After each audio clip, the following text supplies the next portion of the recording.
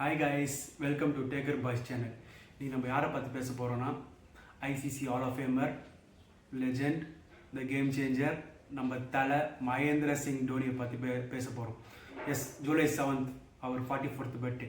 So அதனால் அவரை பார்த்து 7 ரெக்கார்ட்ஸ், அவர் பண்ண 7 ரெக்கார்ட்ஸ் பார்த்து நம்ம பேச போகிறோம். ஏன்னா அவருக்கு பிடிச்ச number 7, our Jersey number 7, our birthday 7, number 7.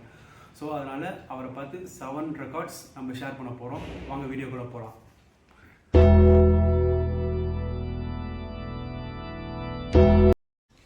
First record, Mahendra Singh Dhoni is the first ever captain to win all the ICC trophies.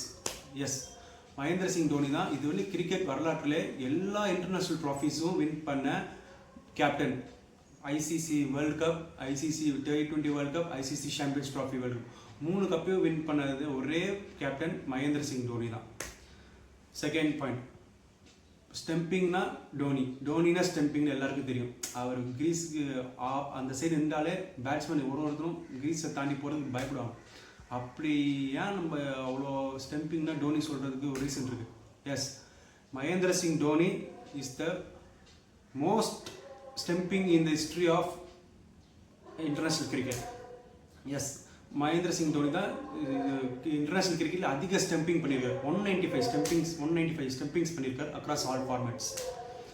Third point, single franchise, domestic Chennai super kings, அதுமாரி சிங்கிள் ஃப்ரான்ச்சைஸ்க்கு கேப்டன் பண்ணி அதிக ட்ராஃபீஸ் வின் பண்ண captain லிஸ்ட்லையும் நம்ம தலா தோனி தான் ஃபர்ஸ்ட்டில் இருக்கார். 5 IPL cups and 2 champions league, டோட்டலாக 7. செகண்ட் வந்து ரோஹித் சர்மா இருக்கார் 6. ஆனால் ஃபர்ஸ்ட் இருக்குது தோனி, 7 கப்பு வின் பண்ணியிருக்காரு.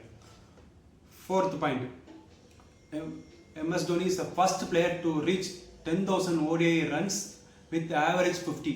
அதாவது 10,000 ரன்ஸ் ஸ்கோர் பண்ண பிளேயர் நிறைய பேர் இருக்காங்க. அதில் 50 ஆவரேஜ் வச்சுருக்க ஒரே ஒரு பிளேயர் மகேந்திர சிங் தோனி தான் ODI ஃபார்மேட்டில்.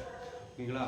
அண்ட் ஃபிஃப்த் பாயிண்ட், ஐபிஎல் ஹிஸ்ட்ரியிலே 20th ஓவர், 20வது ஓவர், இந்த டெத் ஓவர் சொல்லுவாங்களா, அதில் இருக்கிறதுலே லாஸ்ட் 20வது ஓவர், அந்த 20வது ஓவரில் அதிக ரன் ஸ்கோர் பண்ணதும் நம்ம தோனி தான்.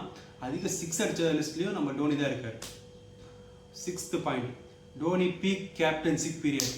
பீக் கேப்டன்ஷிப் பீரியட்னா ஒரு நபருக்கும் ஒரு பிளேயர் யாருக்கா இருந்தாலும் ஒரு பீக் டைம் இருக்கும். அந்த டைமில் என்ன பண்ணாலும் தொட்டதெல்லாம் தங்கமாக மாறணும், அதுமாதிரி சொல்லுவாங்க. அதுமாதிரி தோனிக்கு தொட்டதாக தங்கமாக மாறணும் ஒரு பீரியட் இருக்குது.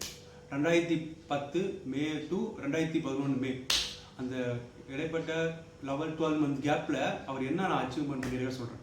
2010 மே 7 மாதம் ஐபிஎல் கப்பு வின் பண்ணுறாரு. இதில் first time IPL cup win பண்ணுறாரு.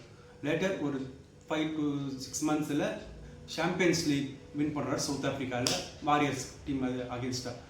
அண்ட் ஒரு 5 to 6 மந்த் கேப்பில் வேர்ல்டு கப் இந்தியாவுக்கு ஒரு ரொம்ப காலமாக தவம் இருந்து வெயிட் பண்ணிட்டு இருந்தால் அந்த வேர்ல்டு கப்பை வாங்கி கொடுத்தாரு.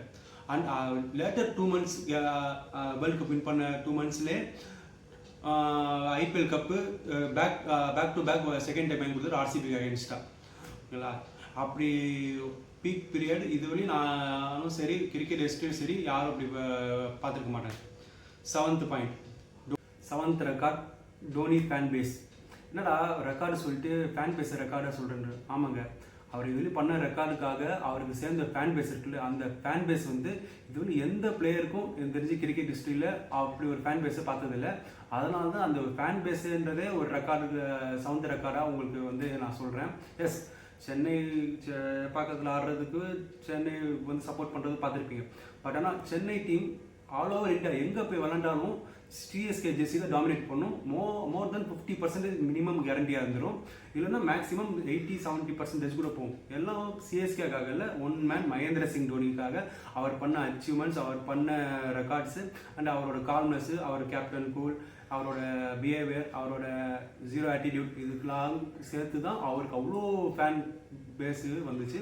நார்மலாக நம்ம சேப்பாக்கில் பார்த்தோன்னா கூட அவர் தோனி என்ட்ரி வரும்போது பிஜிஎம் போட்டு அலற விட்டுருவாங்க. அந்த மாதிரி அட்மாஸ்பியர் எந்த பிளேயருக்குமே இதுலேயும் நான் ஃபீல் பண்ணதில்லை. அதனால தான் தோனிக்கு அந்த 7th ரெக்கார்டுன்றதை வந்து ஃபேன் பேஸை சொல்லியிருக்கோம். இன்றைக்கி நம்ம தலைக்கு 44வது பர்த்டே. அதுக்காக happy birthday to Mahendra Singh Dhoni அவருக்கு சொல்லிவிட்டு இந்த வீடியோவை நான் உங்களுக்கு முடிச்சுக்கலான்னு பார்க்குறேன். இந்த வீடியோ உங்களுக்கு பிடிச்சிருந்துச்சுன்னா லைக் பண்ணுங்கள், ஷேர் பண்ணுங்கள் அண்ட் சப்ஸ்கிரைப் பண்ணுங்கள்.